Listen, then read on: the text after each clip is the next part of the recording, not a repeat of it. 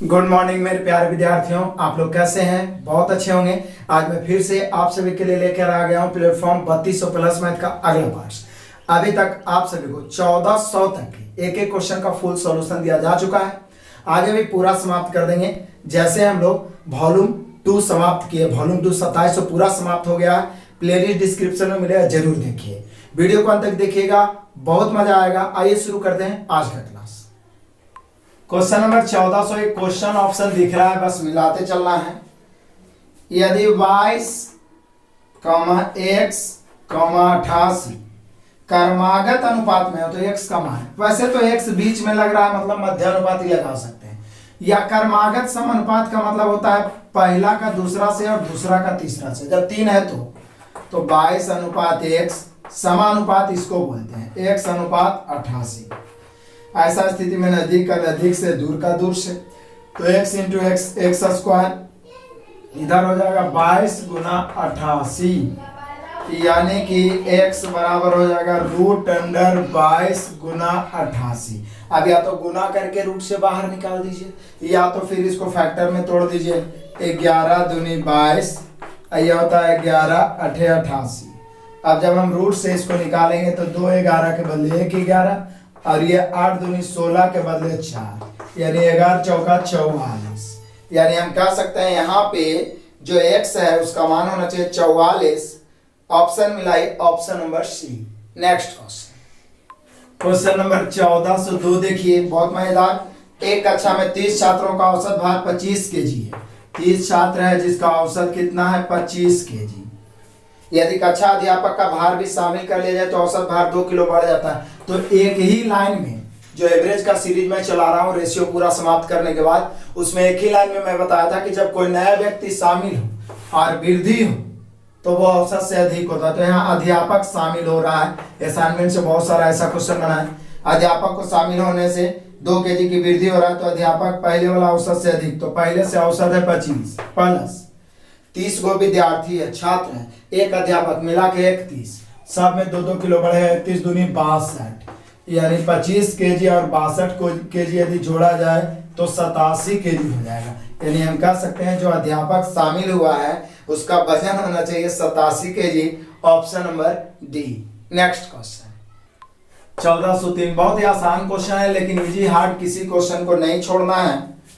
a का 90% बराबर b का 30%। b बराबर a का x% तो x का मान, तो पहले यहां से रेशियो ज्ञात कर लेते हैं। परसेंट से परसेंट कैंसिल, 30 का 30 90। 2 या 2 से अधिक राशि बराबर हो तो पहले उसका अनुपात ज्ञात करते हैं। कोफिशिएंट उलट जाएगा, इधर 1 इधर 3, यानी a का मान 1, b का मान 3 पुट कर देंगे।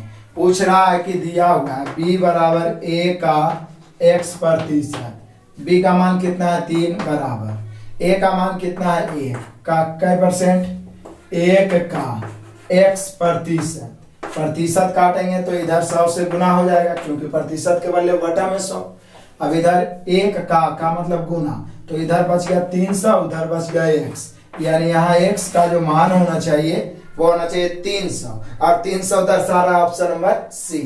नेक्स्ट क्वेश्चन नंबर 1404 देख लो, बहुत ही मजेदार। कह रहा है 305 रुपये का एक लोन चक्रवृद्धि ब्याज की एक निश्चित वार्षिक दर से 3 वर्ष के लिए लिया गया। 3 वर्ष के बाद कुल 670 रुपये अदा किए गए, तो चक्रवृद्धि ब्याज की दर, पहली बात तो है 3 वर्ष दिया हुआ समय है, दर बराबर भाट है, और सीआई में जब कभी भी दर पूछता है या समय, तो मूलधन मिश्धन का रेशियो प्राप्त कर लो। तो मूलधन कितना दिया हुआ था? 305, हम मिश्धन चुकाया कितना? तो चुकाया 670। यदि कट रहा हो तो बहुत बेटर है, काट के देख लेते हैं। कट रहा है तो काटिए, 5 से तो कट रहा है, 5 से यदि हम काटेंगे तो ये कटेगा 5 6 के 30, 5 इकाई 5 अनुपात 5 से यदि काटेंगे तो 5 इकाई 5 बचा कितना?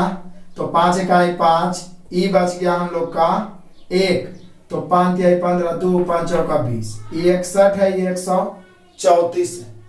61 34, वैसे 3 वर्ष है तो किसी ना किसी के क्यूब के रूप में होना चाहिए, ताकि हम आसानी से उसका अनुपात, तो हम इसको लगभग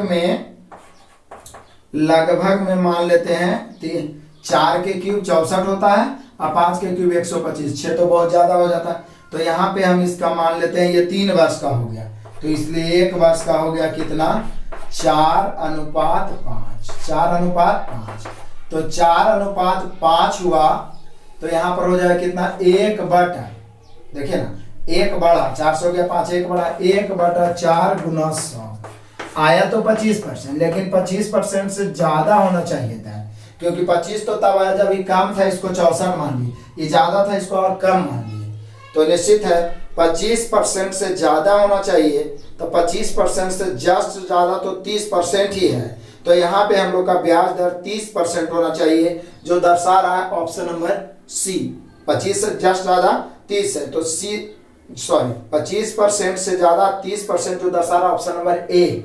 नेक्स्ट क्वेश्चन 5 देखिए, नावधारा का क्वेश्चन। एक आदमी एक नाव 4 किलोमीटर प्रति घंटा, मतलब नाव के मतलब है कि शांत जल में नाव का चाल हो गया 4 किलोमीटर प्रति घंटा के चाल से चला सकता है। उसने यह पाया कि धारा के विपरीत दिशा में जाने में लगा समय धारा की दिशा में जाने में लगने वाले समय का दुगना है।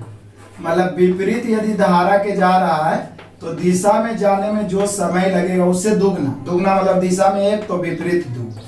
समय दिया है तो समय को उल्टा चाल होता है, और चाल होता है 1:2। अब यहाँ देख लीजिए, जब दिशा में चाल और विपरीत दिशा में चाल रहे तो नाव धारा का रेशियो हम आराम से निकाल सकते हैं।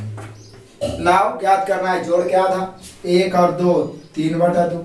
धारा ज्ञात करना है, घटा क्या था 2 में से 1 घटेगा 1/2, कट गया, यानी नाव और धारा का रेशियो आया 3:1, जिसमें नाव का चाल दिया हुआ है 4, यहाँ नाव का चाल कितना आया है 3। ज्ञात क्या करना है, तब बोल रहा है कि बताइए कि धारा की चाल क्या है, तो धारा की चाल ज्ञात करना है 1 से, यानी 4/3, यानी भागा देंगे तो 3 का 3, फिर बच जाएगा 1, तो 0.339 339 ऐसे ही करते चल जाइए, यानी 1.33 हो जाना चाहिए। तो उसी को ही 1.3 लिख दिया, 1.3 किलोमीटर में है, तो धारा की चाल हो गया 1.3 किलोमीटर प्रति घंटा, option number B. Next question 1406 तो पूछने की बात ही नहीं है, क्योंकि साइन 60 डिग्री तो बचपन से ही पढ़ते आ रहे हैं कि √3/2 होता है, और 0 से लेके 90 तक सभी 6 त्रिकोणमितीय निष्पत्तियों का मान आपको याद जरूर रहना चाहिए। यदि आप चाहते हैं कि एग्जाम में बढ़िया परफॉर्मेंस हो, एग्जाम में रिजल्ट हो आपका, तो इतना तो करना ही चाहिए। तो हम लोग का आंसर हो गया option number B. Next question 1407 पढ़िए। शिवम इंडस्ट्रीज में 5 साल पहले एक आटा मिल 3 लाख रुपए में स्थापित किया, मतलब उसका पूरा लागत जो हुआ 5 साल पहले 3 लाख। यदि मूल्यह्रास मतलब उसका कमी, जैसे कोई भी वस्तु आप स्थापित कर ले या सामान कर ले, उसका मूल्य धीरे धीरे गिरता है, तो मूल्यह्रास की निर्धारित वार्षिक दर 5% है, 5% कमते जाएगा। तो निश्चित है 5 साल पहले खरीदा तो अब 5 बार 5% कमा होगा। अब कह रहा यदि मिल को 2.5 लाख रुपए में बेचा हो तो उसके लाभ या हानि प्रतिशत क्या होगी। तो पहले तो देखते हैं कि मूल्यह्रास के बाद उसका मूल्य कीमत कितना बचेगा, क्योंकि लाभ हानि की गणना तो उसी पर होना चाहिए। तो 5% दाम गिर रहा है तो 95/100 होगा, तो काटेंगे तो 19/20। तो ऐसा 19/20 हम लोग कई बार करेंगे 5 बार। थोड़ा ये कैलकुलेशन लेंदी दे दिया है 19/20, लेकिन मैं आपको ट्रिकली आंसर मारने का तरीका बता रहा हूँ। अब इसको बेचेगा 2.5 लाख में, कितना में 2.5 लाख, क्योंकि हल करिए तो बहुत लंबा चौड़ा ये आएगा। पहले तो 1 2 3 4 5, 1 2 3 4 5। अब देखिए 19 गुना 19 गुना 19, 19 के क्यूब तक तो आप जानते हैं 68 होता है, फिर 19 और फिर उसको 3, और उसके बाद 2 दूनी 4 दूनी 8 दूनी 16 दूनी 32।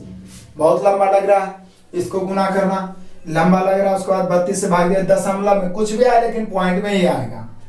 अब 19 देखिए 3 लाख में यदि हम 5%, वैसे तो और बढ़ते ही जाएगा, 5 बार तो 25% गिर जाएगा, तो निश्चित है 2.5 लाख से तो कम ही आएगा, क्योंकि 3 लाख का 25% 75,000 होता है, तो निश्चित है लाभ ही होगा। लेकिन लाभ कितना होगा, तो पॉइंट में उटपटांग कैलकुलेशन है, तो आंसर भी इसका ज्यादा ही उटपटांग होगा।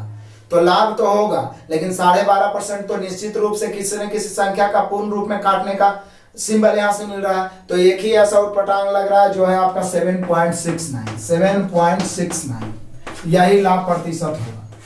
और नहीं तो फिर हल करिए कैलकुलेशन करिए, पॉइंट में आएगा लाभ ऊपर, ये वाला मूल्य नीचे, परसेंट निकालना है 100 में, कैलकुलेशन करिए। लेकिन आप ऐसे ही आंसर मान लीजिए, चूंकि यहाँ पे ऐसे भी अनुमान लगे ना 5 बार 5% कम करेंगे तो 25, तो निश्चित ही कम होगा, और बेच रहा है 2.5 लाख में, तो लाभ ही होगा। अब लाभ दो गो है, एगो 12.5% भी लाभ दर्शा रहा है, एगो 7.69, तो यहाँ पे 12.5 तो हो नहीं सकता क्योंकि बटा में बहुत बड़ा आ रहा है, ठीक है ना, ये पॉइंट में आ रहा है बटा में, पॉइंट में बटा में आएगा तो पूरा काट ही नहीं सकता, और 12.5 है कि पूरा पूरी कट रहा है, 25 का आधा, तो निश्चित रूप से एक ही ऑप्शन लग रहा है डी। नेक्स्ट क्वेश्चन नंबर 1408 देख लो, बहुत ही मजेदार है। 1408 का था, एक चोर x किलोमीटर प्रति घंटा की चाल से अपनी मोटरसाइकिल चलाता है, कितना, x किलोमीटर प्रति घंटा की चाल से। 4 घंटे बाद पुलिस वाला एक जीप में उसका पीछा करता है और 4 घंटे में पकड़ लेता है। यदि पुलिस वाले की जीप की औसत चाल 40, तो चोर की मोटरसाइकिल की चाल, सिंपल बात है, देखिए चोर, यहाँ चोर है, यहाँ पुलिस है, कहता है कितनों के चाल से चले, चोर का चाल ऐसे ही x किलोमीटर दे दे, हालांकि इससे कोई मतलब नहीं है, लेकिन कहता है 4 घंटे बाद एक पुलिस वाला एक जीप से उसका पीछा किया और 4 घंटे में पकड़ लिया। तो पुलिस वाला तो 4 घंटा चला, क्योंकि 4 घंटा में पकड़ लिया तो 4 घंटा में चला, लेकिन चोर वाला उसी दूरी को तय करने में 8 घंटा, क्योंकि वो 4 घंटा पहले चला था और 4 घंटा और लगा दिया, मतलब जिस दूरी को पुलिस ने 4 घंटा में तय किया, उसी दूरी को चोर ने 8 घंटा में तय किया। तो समय को उल्टा क्या होगा, 4 उलट जाएगा, 8 इधर 4 इधर, 4 दूनी 8, 4 इकाई 4, 2 अनुपात 1। अब पुलिस का चाल दे रहे है कितना, 40, यहाँ पुलिस का चाल कितना है 2, चोर का चाल पूछ रहा है तो 1 से 20 दूनी 40, 20 इकाई 20 किलोमीटर प्रति घंटा, यानी चोर का चाल 20 किलोमीटर प्रति घंटा। बिल्कुल ट्रिकली है, टाइम डिस्टेंस जरूर पढ़िए मास्टर वीडियो, ये सब बिल्कुल आसानी से बनेगा। नेक्स्ट क्वेश्चन नंबर 1409 देखिए, ये तो आसानी है, x प्लस रूट x बराबर 20 है, तो x का मान, तो ऑप्शन से ही चल दीजिए ना, x का मान 16 रखिए, काम हो जाएगा, क्योंकि 16 प्लस रूट 16 रखेंगे तो 16 और 4 मिला के 20 हो गया, यानी हम कह सकते हैं कि x का मान कितना हो गया, 16। यही तो पूछ रहा है कि x का मान क्या हो जाएगा, 16। ज्यादा कैलकुलेशन करने की कोई जरूरत नहीं है, तो यहाँ पे x का मान 16, option number B. Next question number 1410 देख लो, बहुत मजेदार। 1410, ABC एक काम को पूरा करने के लिए 784 रुपया मजदूरी लेता है। A और B एक साथ काम करके काम का 23/28 भाग पूरा करता है, तो C के भाग की गणना, मतलब कह सकते हैं कि A और B, मतलब A plus B plus C साथ में लिया है, ठीक है, लेकिन A और B मिलकर, A प्लस B ने मिलकर पूरे काम का 23/28 भाग कर दिया, मतलब पूरा तीनों का क्षमता 28, तो A और B ने कर दिया 23, तो C के लिए बचा के ना, तो बोले सर 28 में 23, तो C के लिए बचा 5। बस जो क्षमता का रेशियो होता है वही उसका मजदूरी का रेशियो होता है, जितना काम करेगा उस अनुसार उसका बंटवारा हो। टोटल है 784, यहाँ टोटल है 28, 784 की तुलना 28 से, पूछ रहा C का भाग 5 से, काट दो, 28 दूनी 56, तो बचा कितना, तो बोले सर 78 में 56, 14 और 8 22, तो 8 से फिर कट जाएगा 28, 8 फिर 28 बचे 140, यानी फाइनली सी का जो हिस्सा बचा वो बचा 140। ऑप्शन से आप मिला सकते हैं, 140 दर्शा रहा option number B. Next question number 1411 देख लो, लाभ हानि का बहुत आसान। 30 मीटर कपड़ा बेचने पर 11 मीटर कपड़े के क्रय मूल्य के बराबर लाभ। जैसी बोला क्रय मूल्य के बराबर लाभ, तो टोटल क्रय मूल्य 33, लाभ 11। 33 मीटर कपड़ा बेचने पर 11 मीटर कपड़ा के क्रय मूल्य के बराबर लाभ। जब लाभ क्रय मूल्य के बराबर हो तो टोटल क्रय मूल्य, यदि लाभ भी क्रय मूल्य के बराबर हो तो टोटल भी क्रय मूल्य। लाभ क्रय मूल्य 33, लाभ 11, तो अब क्या है, लाभ प्रतिशत पूछ रहा है, और लाभ प्रतिशत बराबर होता है लाभ बटा क्रय मूल्य गुना 100, तो लाभ 11 क्रैमूल 33 गुना 100, काट दो 11×33, 100 में 3 से भाग देंगे 33.33 होगा या 33.1/3 होगा। जैसे ऑप्शन देगा आंसर मारिए, option number B. Next question number 14 वाला तो और आसान है। यहाँ कह रहा है a + b = 90 डिग्री। चलो भाई सही है। और cos b बराबर है 1/3, cos b बराबर है 1/3, तो साइन a का मान क्या होगा? चलो भाई साइन a ही चलो, साइन a। साइन क्या हम a को 90 - b लिख सकते हैं? बोले हाँ सर, a बराबर ये b पहला सुधर जाएगा माइनस 90 - a आराम से लिख सकते हैं। तो b a को लिख देंगे, सॉरी 90 - a नहीं, 90 - b, a को लिख देंगे 90 डिग्री माइनस b, और साइन 90 - थीटा cos थीटा, यानी इसका मान हो जाएगा cos b, और cos b का मान 1/3, यानी कि जो मान होगा साइन cos b का वही मान होगा साइन a का, यानी हम लोग का आंसर फिर से वही हो जाएगा 1/3। ऑप्शन 1/3 ऑप्शन से मिलाइए, option number C. Next question number 1413 आ जाइए। करा सबसे बड़ी तथा सबसे छोटी दो अंकों की अभाज्य संख्याओं के अंतर की गणना करिए। करा सबसे बड़ी तथा सबसे छोटी दो अंकों की अभाज्य संख्याओं के अंतर की गणना करिए। तो सब दो अंकों की सबसे दो अंकों की सबसे बड़ी अभाज्य, दो अंकों की सबसे बड़ी अभाज्य संख्या क्या हो सकता है? तो दो अंकों की सबसे बड़ी संख्या तो 99 होता है, लेकिन वो अभाज्य नहीं है, तो फिर 98, तो 97 है। 97 जो होगा दो अंकों की सबसे बड़ी अभाज्य संख्या है। और दो अंकों की सबसे छोटी अभाज्य संख्या, दो अंकों की सबसे छोटी अभाज्य संख्या,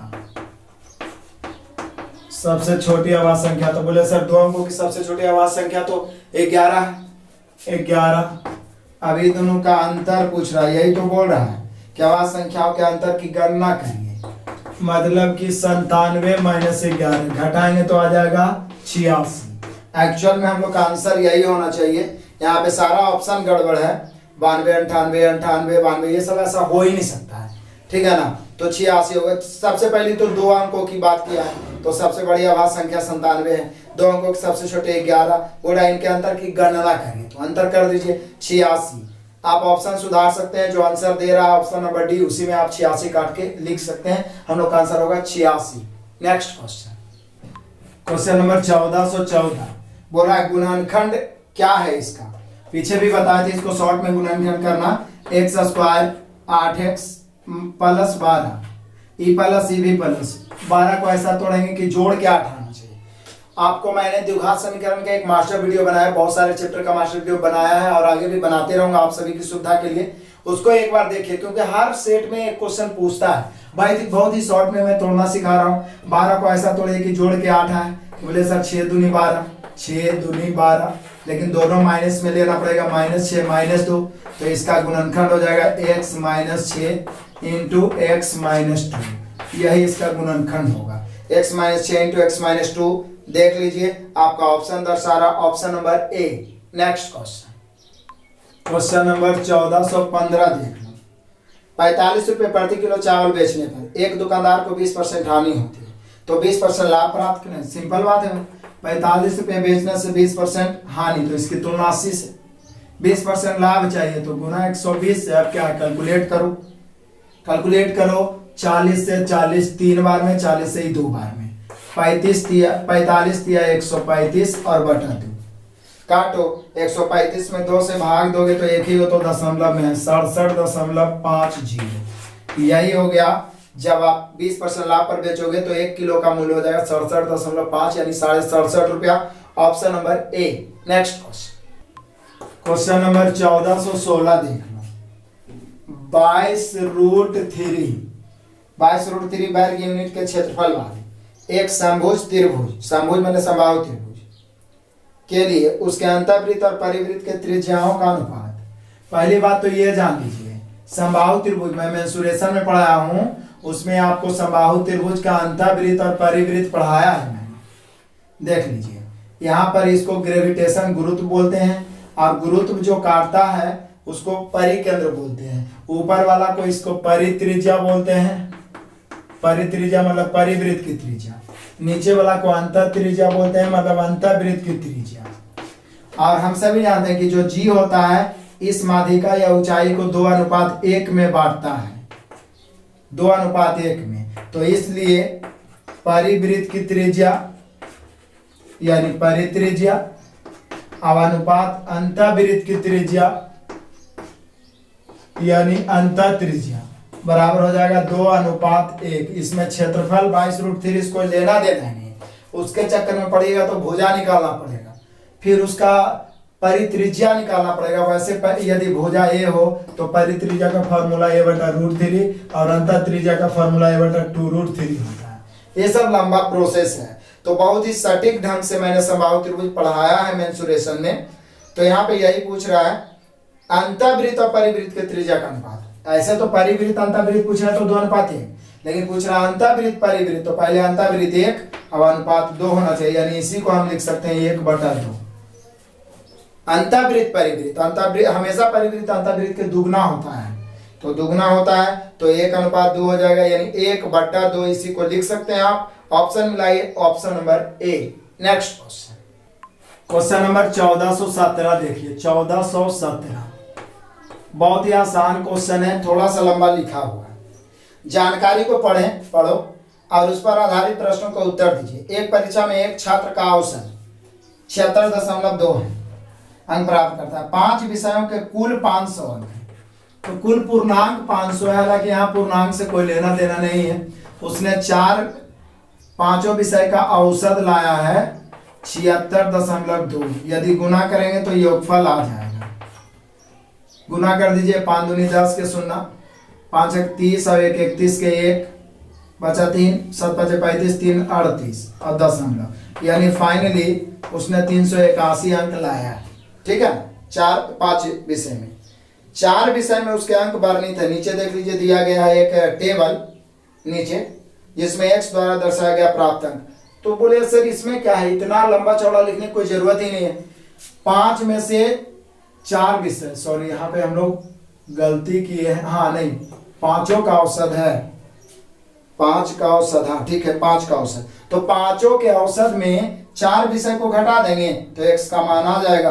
तो बस करना क्या है, यानी x बराबर हो जाएगा 381 माइनस ये चारों विषय का घटा दीजिए। मैथ में है 76 प्लस इंग्लिश में है 87 प्लस संस्कृत में 83 और प्लस साइंस में 78। आपको ज्ञात करना है सोशल साइंस वाला x। तो करना क्या है, ये सब जोड़ो और आराम से 381 से घटाओ। जो आंसर आएगा आपको आंसर कमेंट में देना है। चूंकि कैलकुलेशन जोड़ घटाओ बच्चा वाला है, ये तो आपको करना ही चाहिए। तो जो भी इसका आंसर है ऑप्शन से मिलाना है, कमेंट में भी देना है। नेक्स्ट क्वेश्चन, क्वेश्चन नंबर 1418 देख लो। 5 क्रमागत, क्रमागत मतलब लगातार संख्याओं का औसत 50 है। सबसे बड़ी और सबसे छोटी संख्याओं के गुणनफल तथा चतुर्थ और दूसरी संख्याओं के गुणनफल का अंतर बहुत मजेदार है।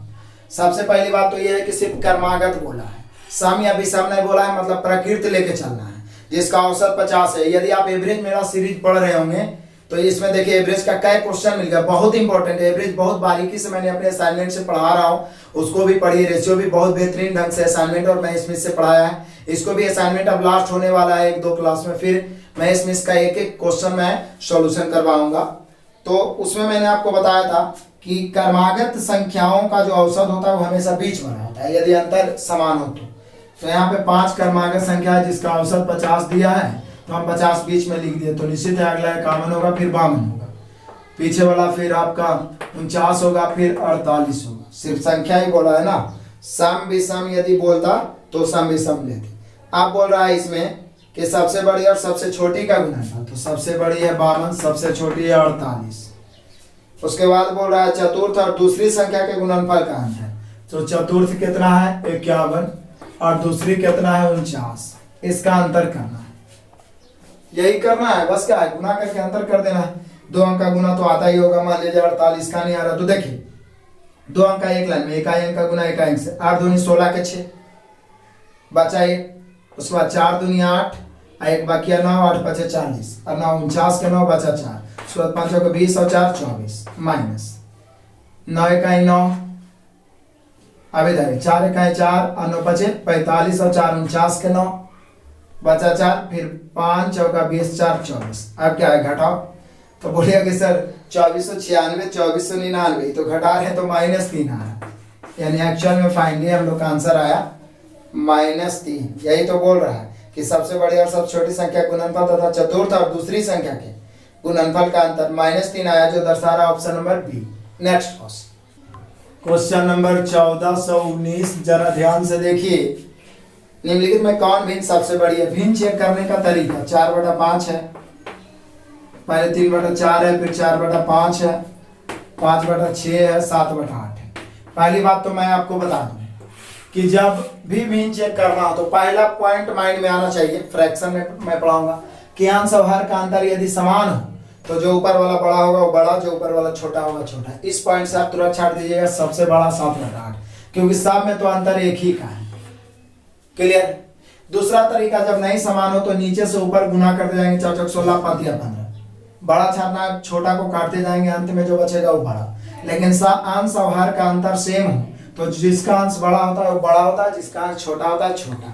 तो यहाँ पे बड़ी पूछ रहा है तो 7/8 option number D. Next question number 1420 देख लो। कह रहा है 1 से 9 तक की संख्याओं के वर्गों का योग की गणना करिए। माना 1 के वर्ग, 2 के वर्ग प्लस 3 के वर्ग plus dot dot dot plus 9 के वर्ग।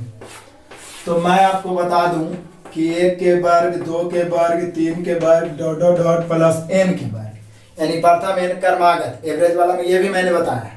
प्रथम n क्रमागत प्राकृतिक संख्याओं के वर्गों का योग n इंटू n प्लस 1, याद है तो साथ में बोलिए, इंटू 2n प्लस 1/6, यही हो रहा था। तो यहाँ पर भी कर देंगे, n के स्थान पर 9 हो जाए तो 9 इंटू 9 प्लस 1 10, और फिर 9 यहाँ रखें तो 9 दूनी 18 1 19 और बटा 6।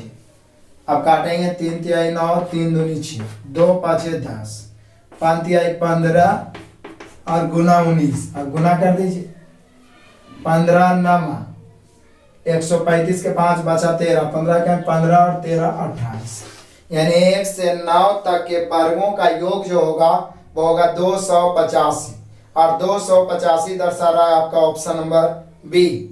नेक्स्ट क्वेश्चन नंबर 1421 देखिए, मजेदार। कह रहा है क्या 100 मीटर रस्सी से घिरे आयताकार मैदान का अधिकतम क्षेत्रफल ज्ञात कीजिए। तो ज्ञात कीजिए 100 मीटर रस्सी से घिरे, तो 100 मीटर रस्सी से जब अधिकतम क्षेत्रफल कह रहा है, अधिकतम क्षेत्रफल, तो अधिकतम क्षेत्रफल के लिए आप वर्ग बनाइए, क्योंकि 100 मीटर का आप आयत बनाइएगा, आयत बनाइएगा तो फिर छोटा हो जाएगा। यहाँ आयताकार तो बोल रहा है, तो चूंकि वर्ग भी तो आयताकार ही होता है तो हम वर्ग बना दिए, भले वो आयत ही बोल रहा है, ये आयत भी है क्योंकि हर वर्ग एक आयत होता है। इसका परिमाप हो गया 100, क्योंकि जो रस्सी की लंबाई होगा वही होगा, तो निश्चित है इसका भुजा कितना हो जाएगा 10, और भुजा 10 हो जाएगा तो क्षेत्रफल हो जाएगा, सॉरी भुजा 10 नहीं हो जाएगा 25, चूंकि भुजा 4 100/4 करो ना डायरेक्ट, कितना हो जाएगा 25, तो क्षेत्रफल होता है भुजा स्क्वायर, 25 के स्क्वायर यानी 625 मीटर स्क्वायर, यानी इसका अधिकतम क्षेत्रफल 625 मीटर स्क्वायर हो सकता है। ठीक है, यदि आयत आप लेते हैं, अलग अलग भुजा लेते हैं तो और कम जाएगा, भले परिमाप आप 100 ही ले, लेकिन कभी भी चौकोर, यानी वैसे भी यदि बोलता है कोई कि कभी कभी क्वेश्चन आता है कि समान परिमाप वाले वर्ग और आयत में किसका क्षेत्रफल अधिक होगा, तो वर्ग का क्षेत्रफल। तो यहाँ पे अधिकतम हो जाए 625 metre square, option number B. Next question number 1422 देख लो। मनीष, मुकेश और सचिन एक कंटेंट है, सही बात है। मुकेश कौन कौन है? मनीष, मुकेश और सचिन। मनीष, मुकेश, सचिन एक कंटेंट है, मतलब काम करता है। मुकेश अकेला 5 घंटे और सचिन अकेला 4 घंटे में एक रिटर्न फाइल कर सकता है, मतलब एक काम को कर सकता है 5 घंटा में, सचिन 4 घंटा में। अब कहता है तीनों मिलकर 2 घंटा में, तीनों मिलकर मतलब मुकेश, मतलब मनीष, प्लस मुकेश और प्लस सचिन, तीनों मिलके 2 घंटा में उस काम को कर सकता है। तो पूछ रहा है मनीष अकेला, तो सबसे पहले ना पहले क्षमता निकालो भाई। तो ये तीनों का क्षमता समय का उल्टा होता है 1/5, 1/4, 1/2। 5 4 2 का एलसीएम 20, तो 5 चौका 20, 4 5 20, 10 दूनी 20। आप सोचिए मुकेश का क्षमता 4 है, सचिन का 5 है और तीनों मिला के 10, तो निश्चित है मनीष का क्षमता 1 होगा, तब ना 1 4 5 और 5 10। तो आप बोल रहा है क्या सचिन अकेले, यही तो पूछ रहा है कि सॉरी मनीष अकेले यह काम करने में कितना समय, तो किसी एक को लेकर चलेंगे 20 और मनीष का क्षमता है 1 के क्षमता से टी, यानी टी बराबर 20 घंटा। यानी जब मनीष अकेला इस काम को करना चाहेगा तो 20 घंटे का समय लगेगा। ऑप्शन मिलाइए, option number B. Next question number 1423 देखिए, एलसीएम ज्ञात करें किसका, 3 पर पावर 5, 3 पर पावर 11, 3 पर पावर -11, 3 पर पावर 14। सब में तो 3 ही है, तो निश्चित है जो एलसीएम या एचसीएफ कुछ भी होगा उसमें भी 3 ही होगा। लेकिन पावर, तो पहले डिफिनीशन समझिए एलसीएम का। एलसीएम का डिफिनीशन होता है वह छोटी छोटी संख्या जो सबसे कट जाए। तो सबसे कटने के लिए सबसे बड़ा वाला पावर लेंगे, तभी तो सबसे छोटा वाला पावर, बाकी सब कट जाए तो सबसे बड़ा पावर लीजिए। 3 पर पावर 14 एलसीएम होगा। यदि एचसीएफ पूछता है तो जो सबको काट दे तो सबसे छोटा पावर लेके चलना होगा, यानी 3 पर पावर हो जाएगा -11 एचसीएफ। लेकिन हम लोग का एलसीएम पूछ रहा है, तो 3 पर power 14, option number D. Next question number 1424 बहुत ही मजेदार। एक मानचित्र में 500 किलोमीटर 2 मिलीमीटर के पैमाने पर, बहुत मजेदार है, समझाते हैं, दिखाया गया है। 2 स्थानों के बीच की दूरी 3.6 mm के रूप में अंकित किया जाए तो बीच की वास्तविक दूरी क्या होगा किलोमीटर। समझिए, जैसे आप मैप देखते हैं, भारत का चित्र, विश्व का चित्र, तो आप एक चीज देखते होंगे कि मान लीजिए यहाँ पे आपका दिल्ली है, यहाँ पे आपका महाराष्ट्र है, तो ये दोनों के बीच यदि मैप पर 5 सेंटीमीटर है और दोनों के बीच 1200 किलोमीटर की दूरी है, इसका मतलब आप 5 सेंटीमीटर से 1200 किलोमीटर को दर्शाना चाह रहे हैं, तो इसको हम लोग ऐसे लिखते हैं 5/1200। एक पैमाना होता है, जैसे कि आपको एग्जाम दिए, 100 मार्क्स का एग्जाम है, आपने प्राप्त किया 40, तो उसको लिखते हैं 40/100, और जांचने वाला समझ जाता है कि 100 में 40 प्राप्त हुआ है। उसी पर आधारित यहाँ पर है कि मानचित्र में 500 किलोमीटर दूर mm को पैमाने को दिखाया गया है, तो कह रहा है 3.6 mm कितना को दर्शाएगा। तो ऊपर नीचे जैसे भी रेशियो बनाइए, 2 mm दर्शाया है 500 किलोमीटर को, तो 3.6 mm कितना को दर्शाएगा, तो x बस क्या है, अनुपात बना दिए, काटिए, अब आंसर आ जाएगा। काटते हैं 2 से, ये 250 बार में कट गया, तिरछा गुना होगा, x बराबर 250 गुना 3.6, पॉइंट से 0 खत्म। 25 से जब गुना करिएगा तो ये हो जाएगा आपका 900। देखिए 25 छक 150 के 0 बचा 15, 25 तिहाई 75 और 15 90। एक्चुअल में x का मान है 900, मतलब 3.6 mm दर्शाएगा 900 किलोमीटर को, और 900 किलोमीटर है option number A. Next question number 1425 आपका लास्ट क्वेश्चन। x² बराबर 25² -15²। तो करना क्या है, 25 का स्क्वायर 625 -225, जब इसको घटाएंगे तो आ जाएगा कितना, 400। तो x² बराबर 400, इसलिए x बराबर √400। √400 मतलब 20, यानी हम लोग का आंसर होगा 20। ऑप्शन से मिलाइए, ऑप्शन नंबर सी। क्लियर है। 25 क्वेश्चन आपने बहुत ही कम समय में देखा। 50 क्वेश्चन अभी तक मैंने सॉल्यूशन करवा रहा था, अब इधर कुछ क्लास से 25 क्वेश्चन आपको मिल रहा है, लेकिन समय का बचत जरूर हो रहा है और आसानी से आप कम समय में बिना बोर हुए सॉल्यूशन कर लेते होंगे। अच्छा लगा तो एक लाइक जरूर करिए और सभी विद्यार्थियों को, सभी दोस्तों को शेयर जरूर कर दीजिए। नए विद्यार्थियों तो चैनल को सब्सक्राइब करके बेल आइकन जो घंटी है उसको बजाइए, ताकि नोटिफिकेशन लगातार पहुंचता रहे और आपका तैयारी बेस्ट हो। धन्यवाद। Best of